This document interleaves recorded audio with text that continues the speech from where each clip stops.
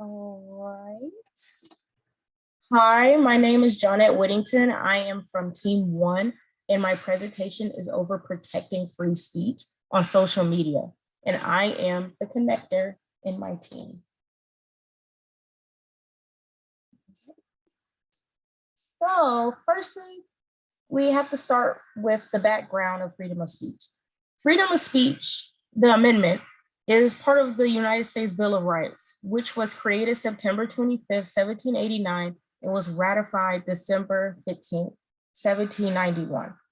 Freedom of speech was one of the first amended rights alongside freedom of religion, freedom to press, freedom to assemble, and freedom to petition.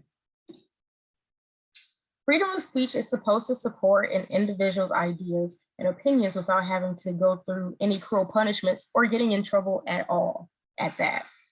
Even though freedom of speech allows people to freely express themselves, that are people who see it as, oh wait, let me backtrack.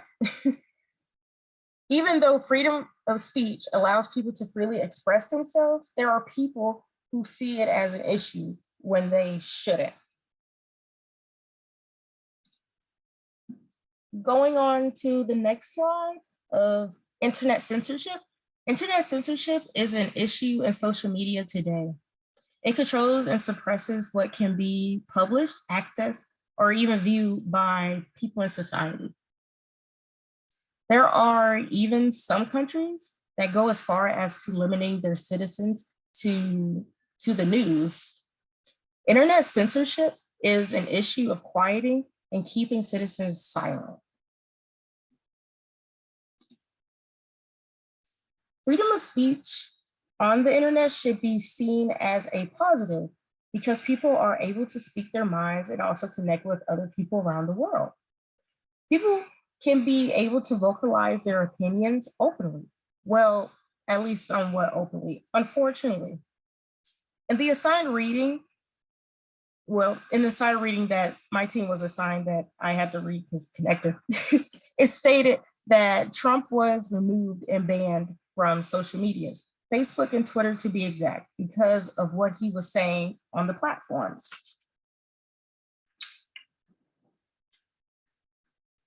Which is wrong on social media's end of doing this. They are very wrong because he should have been able to express himself, but yet they censored him. And Donald Trump isn't the only person being censored. There is also a censorship on banning of breasts, even if it's just a woman breastfeeding their child. Speaking against hate on the internet is also being censored, which a person would think that would be a good thing of doing.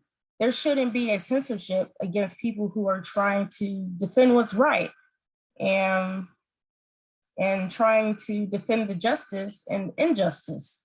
But sadly, platforms are lacking the removal calls of violence. And I'm sorry if I pronounce the area of India wrong, this area. It's called Myanmar, India.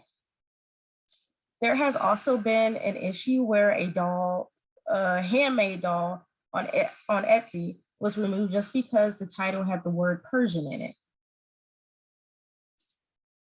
Moving on to the first audience question.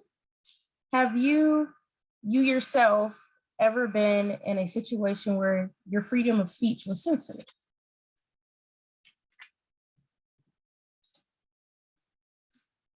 In today's age, freedom of speech is unfortunately even being censored during protests and activists fighting for justice due to COVID-19 regulations going on today. About 83 governments worldwide have used the COVID-19 pandemic to justify violating people's rights of speaking freely. And here's a quote from Gary Simpson: "Government should counter COVID-19 by encouraging people to mask up, not shut up." And he's also an associate crisis and conflict director at Human Rights Watch.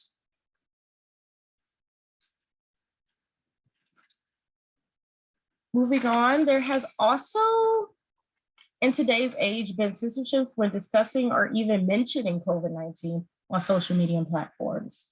People aren't even allowed to express how they felt about the pandemic without social media wrongly judging them for it. Overall, social media knows their wrongs in what they are doing, but choose not to fix the problem.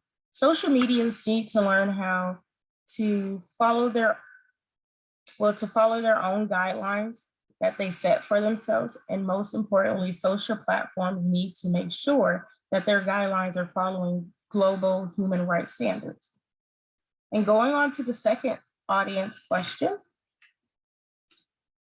do you believe that there should be limitations on freedom of speech? Why or why not? And this will be the end of my presentation. These are my credits. And